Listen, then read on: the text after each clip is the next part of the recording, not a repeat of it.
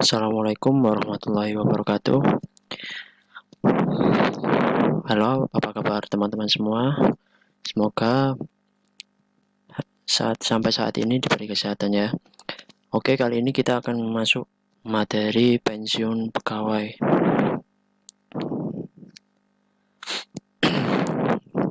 Apa itu pensiun? Pensiun adalah penghasilan yang diterima setiap bulan oleh seorang bekas pegawai yang tidak dapat bekerja lagi untuk membiayai kebutuhan selanjutnya agar tidak terlantar apabila tidak berdaya lagi untuk mencari penghasilan yang lain. Istilahnya di sini pensiun itu gaji atau penghasilan yang diberikan kepada PNS yang telah pensiun setiap bulan. Jadi untuk menunjang mereka di hari tua yang tidak bisa bekerja lagi. Kemudian tujuan pensiun ada 5. Yang pertama, meningkatkan loyalitas dan motivasi eksternal pegawai. Meningkatkan loyalitas. Loyalitas di sini adalah meningkatkan kesetiaan pada para pensiun. Pensiun akan membuat pegawai mempunyai loyalitas yang tinggi kepada perusahaan atau negara, sehingga hal ini juga akan membuat pegawai termotivasi untuk bekerja dengan baik. Kemudian yang kedua, sebagai bagian dari kompensasi. Pensiun juga merupakan bagian dari sistem kompensasi yang dibayarkan oleh perusahaan atau negara kepada pegawai saat akan memasuki usia pensiun. Nah, jadi sistem kompensasi di sini maksudnya perusahaan atau negara itu membiayai mereka para pensiunan ketika akan mereka memasuki usia pensiun. Dana ini berasal dari perusahaan atau pemerintah dan iuran pegawai yang dipotong setiap bulannya dari gaji yang diterima. Kemudian sebagai kewajiban moral. Kewajiban moral di sini perusahaan dan pemerintah mempunyai kewajiban moral untuk memberikan rasa aman kepada pegawainya saat memasuki usia pensiun.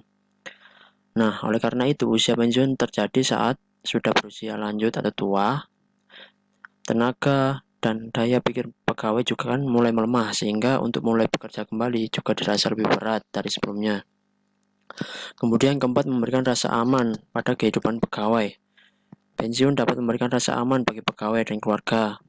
Pegawai dapat bekerja dengan tenang karena dirinya mengetahui bahwa apabila nanti terjadi sesuatu, semisal sakit, meninggal dunia, atau memasuki usia pensiun, dirinya itu masih dapat memenuhi kebutuhan hidupnya dan keluarganya. Dengan kata lain, pegawai tidak perlu khawatir dengan masa tua. Kemudian yang kelima yaitu mengembangkan kesejahteraan masyarakat. Dengan pensiun ini, kehidupan para orang tua akan lebih terjamin. Dalam hal ini, pensiun pegawai yang sudah tua tidak bergantung pada yang lebih muda. Pegawai tetap dapat mencukupi kebutuhannya dan dapat menikmati kehidupan hari tuanya dengan nyaman. Yang terakhir, tujuannya yaitu mengembangkan penghargaan atas jasa pengabdian pegawai. Pensiun yang diberikan kepada pegawai juga merupakan penghargaan atas jasa dan pengabdian pegawai. Pegawai yang menerima pensiun adalah mereka yang sudah lama bekerja dan mengabdi di perusahaan atau negara. Banyaknya tugas dan pekerjaan termasuk dedikasi, loyalitas, dan hidup seorang pegawai ditunjukkan untuk kemajuan perusahaan dan negara. Oleh sebab itu, pegawai pantas mendapatkan penghargaan atas apa yang telah dilakukan dan dikorbankan untuk kepentingan perusahaan dan negara. Kemudian manfaat pegawai. Manfaat pegawai yang pertama bagi pemberi kerja, kewajiban moral ya sama seperti yang tadi. Instansi mempunyai kewajiban moral untuk memberikan rasa aman kepada pegawai saat mencapai usia pensiun. Jadi mereka aman, mereka tetap memiliki penghasilan setiap bulannya. Jadi mereka tidak tergantung pada yang muda. Kemudian loyalitas. Dengan diadakannya program pensiun, pegawai diharapkan akan mempunyai loyalitas dan dedikasi terhadap instansi, sama ya kayak yang tadi. Kemudian kompetisi pasar tenaga kerja. Nah, di sini manfaat pegawai bagi pemberi kerja di sini sebagai kompetisi pasar tenaga kerja dengan memasukkan program pensiun. Salah satu bagian dari total kompensasi yang diberikan kepada pegawai diharapkan perusahaan akan memiliki daya saing dan nilai lebih dalam usaha mendapatkan pegawai yang berkualitas dan profesional di pasaran tenaga kerja. Jadi semisal intinya itu semakin bagus pensiunannya juga semakin bagus perusahaannya untuk bersaing di bidang masing-masing. Kemudian yang kedua yaitu bagi pegawai. Bagi pegawai yang pertama yaitu memiliki rasa aman terhadap masa yang akan datang, dalam arti tetap memiliki penghasilan pada saat mencapai usia pensiun. Kompensasi yang lebih baik, pegawai mempunyai ketambahan kompensasi meskipun baru bisa dinikmati pada saat mencapai usia pensiun atau berhenti bekerja. Nah, tambahan kompensasi ini diperoleh ketika mereka akan memasuki usia pensiun ya. Diberi tambahan. Yang pertama mendapat kompensasi dulu, baru ketika mereka sudah pensiun akan diberi penghasilan yaitu uang pensiun. Kemudian pemberi pensiun. Pemberi pensiun di sini yaitu yang berhak memberi pensiun ASN dan pensiun janda atau duda ditetapkan oleh presiden atau pejabat pembina kepegawaian setelah mendapat pertimbangan teknis dari kepala BKN, Badan Kepegawaian Negara. Kemudian penerima pensiun.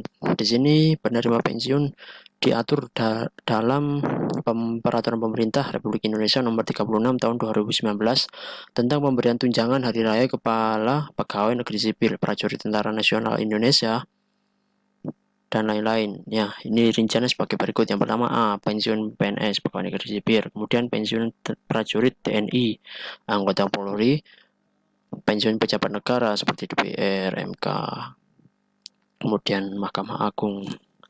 Kemudian penerima pensiun janda atau duda atau anak dari penerima pensiun. Janda yaitu istri yang sah menurut hukum dari pegawai negeri atau penerima pensiun yang meninggal dunia.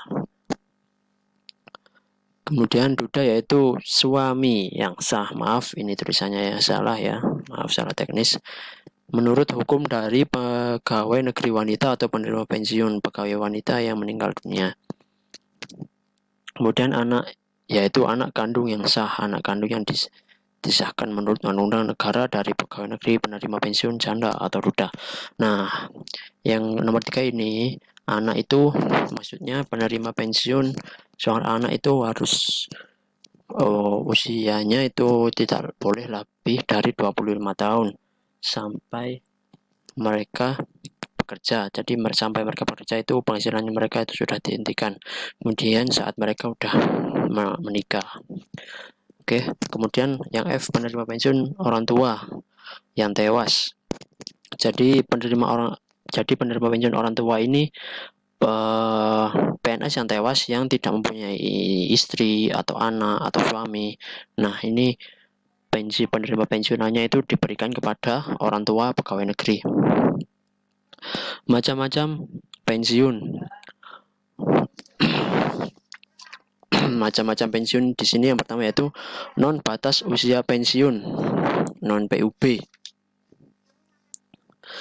Nah,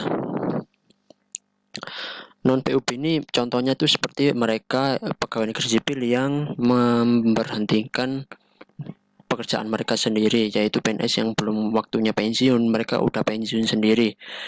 Nah, itu atas permintaan sendiri apabila telah berusia 45 tahun dan masa kerja paling sedikit 20 tahun. Jadi paling maksimal itu mereka harus bekerja 20 tahun dulu baru mereka bisa mengambil pensiun atas permintaan mereka sendiri. Kemudian ada pensiun PUB atau batas usia pensiun. PNS yang telah mencapai PUB ini diberhentikan secara hormat sebagai PNS. Macam-macam PUB yang pertama yaitu usia 58 tahun bagi pejabat administrasi atau pejabat fungsional ahli muda. Ini seperti kayak pejabat-pejabat di pemerintahan, pejabat administrasi ya.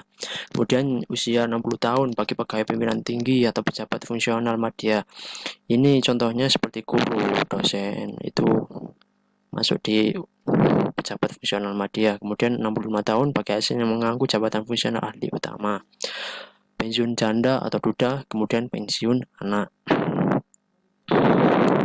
Awal pemberian pensiun. Yang pertama, pensiun diberikan pada awal bulan berikutnya ASN yang bersangkutan diberhentikan sebagai pegawai.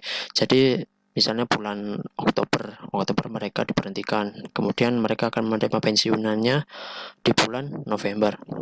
Kemudian pensiun janda atau duda diberikan mulai bulan berikutnya, sama mulai atas hak atas pensiun janda bagian pensiun itu didapat oleh yang bersangkutan.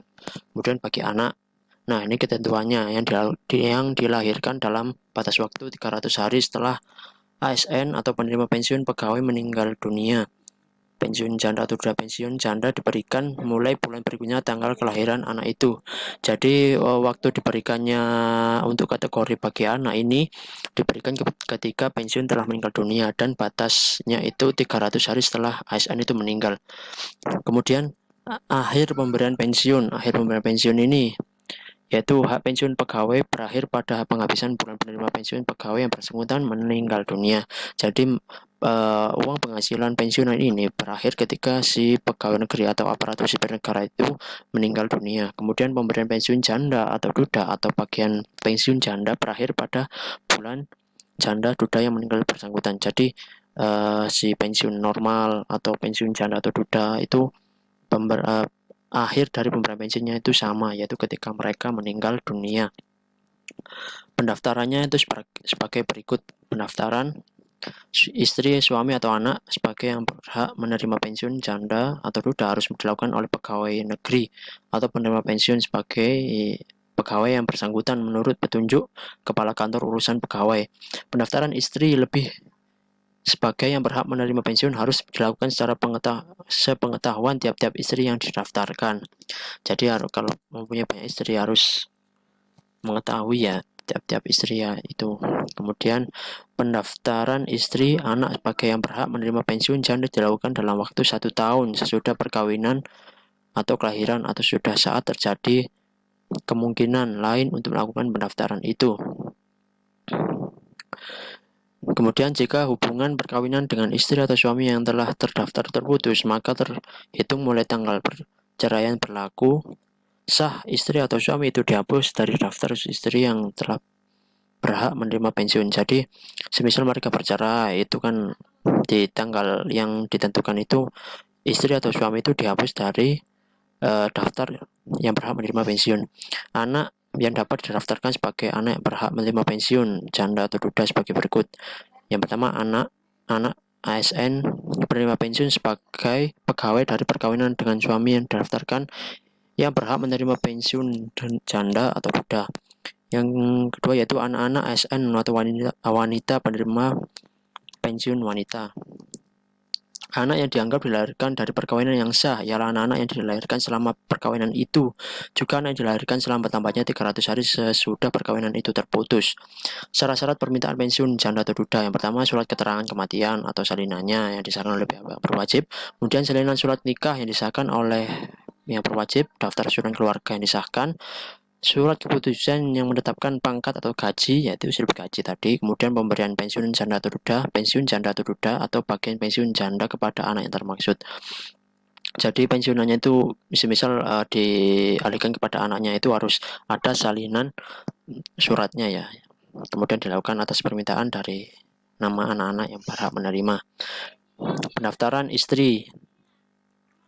Yang keenam, yaitu permintaannya dimaksud di atas harus dilengkapi dengan lampiran. Lampirannya yang pertama yaitu surat keterangan kematian, salinan kelahiran anak, kemudian surat keterangan dari yang berwajib, surat keputusan yang menetapkan pangkat, gaji pokok terakhir, kemudian kepala kantor di mana ASN-nya meninggal dunia berakhir bekerja berkewajiban membantu agar menerima surat-surat permintaan beserta lampiran-lampirannya termasuk di atas terlaksana sesegera mungkin. Jadi semisal ada pegawai ASN-nya meninggal dunia dan tidak ada keluarga yang menguruskannya, ya, yang bertugas yaitu kepala kantor di mana ASN itu bekerja untuk menggantikan surat-surat atau membuatkan surat-surat tersebut.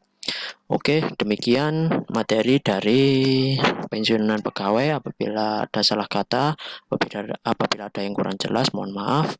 Wassalamualaikum warahmatullahi wabarakatuh.